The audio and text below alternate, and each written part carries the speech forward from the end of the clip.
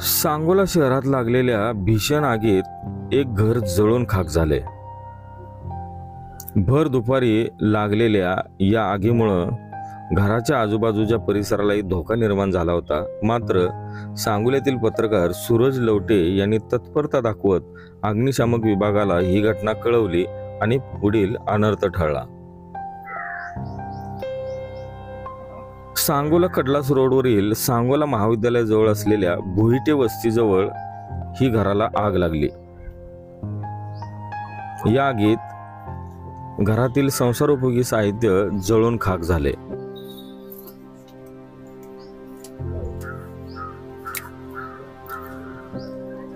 आगीची घटना कळताच पत्रकार सूरज लवटे यांनी तत्परता दाखवत सांगोल्यातील अग्निशामक विभागाला ही घटना कळवली आणि पुढील अनर्थ टळला।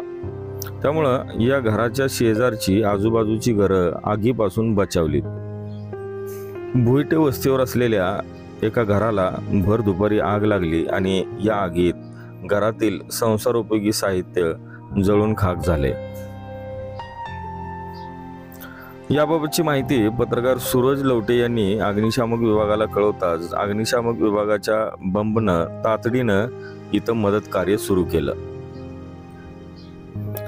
अग्निशामक विभागातील फायरमन आसिफ काजी, फायरमन नजाकत मुलानी तसेच अग्निशमन गाडीवरील संतोष सरगर, तानाजी शिंगाडे यांनी तातडीनं घटनास्थळी धाव घेत आगीवर नियंत्रण मिळवलं।